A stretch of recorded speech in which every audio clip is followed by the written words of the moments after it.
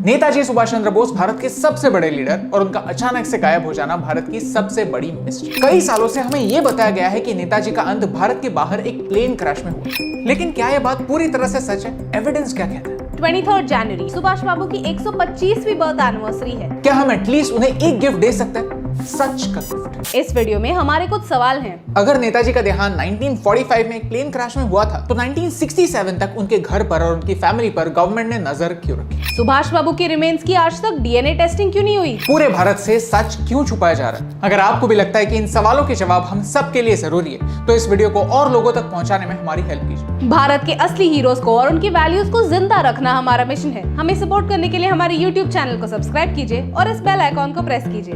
बात है 1945 की, जब पूरी दुनिया को एक शॉकिंग न्यूज मिली, mister Subhash Chandra Bose dead. Reason बताया गया प्लेन क्रैश। लेकिन सरप्राइजिंग बात यह है कि कई देशों की मीडिया ने जिस हॉस्पिटल में सुभाष बाबू ने अपना दम तोड़ा, उस हॉस्पिटल में जाकर ऑन ग्राउंड रिपोर्ट करने की कोशिश की। उनमें से किसी को भी ना की परमिशन मिली, ना की एक सिंगल फोटो। और सबसे सस्पिशियस बात तो यह है कि इतने बड़े ग्लोबल आइकॉन जो जापान, जर्मनी, रशिया के लीडर्स के साथ भारत की आजादी के बारे में स्ट्रैटेजी डिस्कस करते थे, उनका डेथ सर्टिफिकेट है ही नहीं।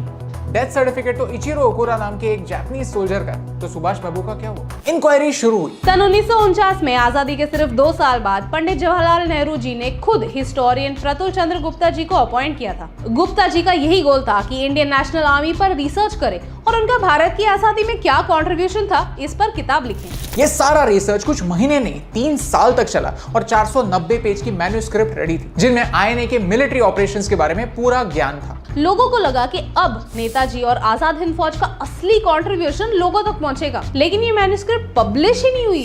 क्यों? ऐसे क्या सीक्रेट्स है उस किताब में? हमें इसके जवाब नहीं मिलती है तो बस कुछ थ्योरीज। कई लोग मानते हैं कि सुभाष बाबू कई सालों के लिए रशिया में थे, जिंदा थे, और 1985 तक अलग अलग गवर्नमेंट ऑफिशियल्स को उनके बारे में जानकारी थी। नेहरू जी की सिस्टर विजय लक्ष्मी पंडित सोवियत यूनियन की एम्बेसडर थी। उनकी रशिया के एक विजिट के बाद एक कहानी ऐसी है जहां लोकल्स कहते हैं कि एक पब्लिक मीटिंग में उन्होंने ऐसे कहा था, रशिया में मैं एक ऐसे व्यक्ति से मिली जिनका नाम सुनने पर पूरा देश 15 अगस्त 1947 की आजादी के अनाउंसमेंट के बाद जितना खुश हुआ था, उससे भी ज्यादा खुश हो जाएगा। लेकिन ये स्पीच कंप्लीट करने से पहले ही नेहरू जी ने उन्हें रोक लिया। सच से हम सबको इतना दूर क्यों रखा जा रहा है? 1955 शाहनवाज कमीशन, 1970 खोसला कमीशन। भारत में 2 बार नेताजी के डिसअपीयरेंस की मिस्ट्री के बारे में इन्वेस्टिगेशन हुई और दोनों बार उन्होंने कंक्लूड किया कि नेताजी की डेथ ताइवान में प्लेन क्रैश से हुई। और फिर 1999 में और एक इन्वेस्टिगेशन शुरू हुआ, मुखर्जी कमीशन, जहां यह कहा गया कि सुभाष बाबू की डेथ एक प्लेन क्रैश में होना पॉसिबल ही नहीं। पिछले 2 इन्वेस्टिगेशन यहीं पे भारत में ही हुए थे, बल्कि ये इन्वेस्टिगेशन ताइवान में ऑन ग्राउंड भी हुआ था। और ऑन ग्राउंड इन्वेस्टिगेशन के बाद ये पता चला कि 1945 में ताइवान में ऐसे किसी प्लेन क्रैश का रिकॉर्ड ही नहीं। आज की टेक्नोलॉजी काफी एडवांस हो गई है, साइंस की हेल्प से मिस्ट्री को सॉल्व किया जा सकता है। तो टोक्यो में रेंकोजी टेम्पल में जो एशेस रखी गई है, जिन्हें सुभाष बाबू के रिमेन्स कहते हैं, वो उनके एशेस कैसे हो सकती है? नेताजी सुभाष चंद्र बोस की फैमिली आज भी उनके रिमेन्स की डीएनए टेस्टिंग मांग रही है, जिससे ये प्रूव हो सकता है कि आखिर उस प्लेन में बोस थे भी या नहीं। कुछ लोग मानते हैं कि नेताजी और कहीं नहीं भारत ही लौट आए थे, लेकिन सच किसी को पता नहीं। 2016 में सरकार ने ऐसे कई फाइल्स पब्लिक कर दी जिनमें नेताजी के बारे में सीक्रेट इन्फॉर्मेशन है, लेकिन ये डॉक्यूमेंट्स भी इनकम्प्लीट हैं। इतने इंपॉर्टेंट डॉक्यूमेंट्स डिस्ट्रॉय हो गए या कर दिए गए। लेकिन नेताजी इतने इंपॉर्टेंट क्यों? नेताजी के इतने दुश्मन क्यों? सिर्फ 20,000 ब्रिटिश 30 करोड़ भारतीय लोगों पर राज कैसे कर सकते हैं? ये इम्पॉसिबल लगता है क्योंकि ये इम्पॉसिबल है। ये पॉसिबल तभी हुआ जब ब्रिटिशर्स ने एक ट्रिक का इस्तेमाल किया। उन्होंने इन्हीं 30 करोड़ भारतीयों को अपनी सेना में शामिल कर लिया। हमारे वीर उनकी ताकत बन गए थे। और सच तो ये है कि ब्रिटिश 1857 की लड़ाई से ही इन वीरों से डरते थे।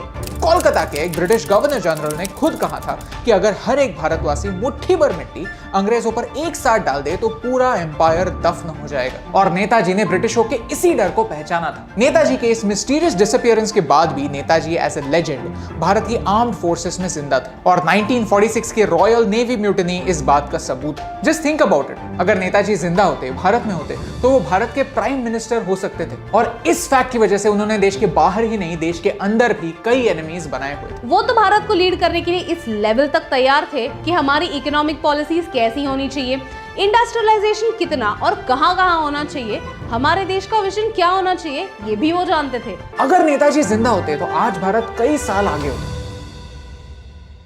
दुख की बात यह है कि नेताजी के साथ साथ आजाद हिंद फौज का हमारे भारत के लिए कंट्रीब्यूशन आज 70 साल बाद या तो हमारे हिस्ट्री बुक्स में से मिसिंग है या तो बस एक लाइन बनकर रह गया। नेताजी की 125वीं बर्थ एनिवर्सरी पर हम उनको एक प्रॉमिस जरूर कर सकते हैं कि हम उनका और उनके जवानों का बलिदान कभी नहीं भूलेंगे। अगर आपको इस वीडियो से वैल्यू मिली तो प्लीज इसे शेयर कीजिए ताकि एक अल्टरनेट हिस्ट्री जो यूजुअली हमसे छुपाई जाती है वो लोगों तक पहुंचे। नेताजी की लाइफ और उनके डेथ के बारे में ये सारे सवाल लोगों तक पहुंचे, क्योंकि हम ये मान सकते हैं कि हमें आजादी बिना हिंसा के मिली, लेकिन जब हम ये कहते हैं तब हम जाने अनजाने में उन 25 लाख भारत के सोल्जर्स को भूल जाते हैं जो वर्ल्ड वॉर 2 में ब्रिटिशों की तरफ से लड़े थे, सिर्फ इसी होप में कि उनकी मदद करने के बाद ब्रिटिश अपना भारत छोड़ने का प्रॉमिस निभाएंगे।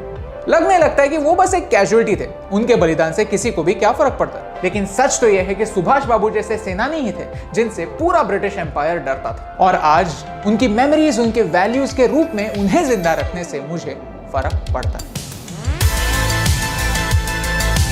हे एस टीम, हम हमेशा सोचते थे कि मीडिया भारत के बारे में इतनी नेगेटिव क्यों, तो हमने एक पॉजिटिव सोल्यूशन बेस्ड अप्रोच अपनाया। अगर आपको ये वीडियो अच्छा लगा तो लाइक बटन प्रेस कीजिए। अगर आप यहाँ पर नए हैं तो यहाँ पर क्लिक करके सब्सक्राइब कीजिए और नए वीडियोस के अपडेट्स मिलने के लिए बेल आइकन को प्रेस कीजिए, और ऐसे ही और पॉजिटिव वीडियोस देखने के लिए यहाँ पर क्लिक कीजिए, क्योंकि आपके सपोर्ट से मुझे फर्क पड़ता है।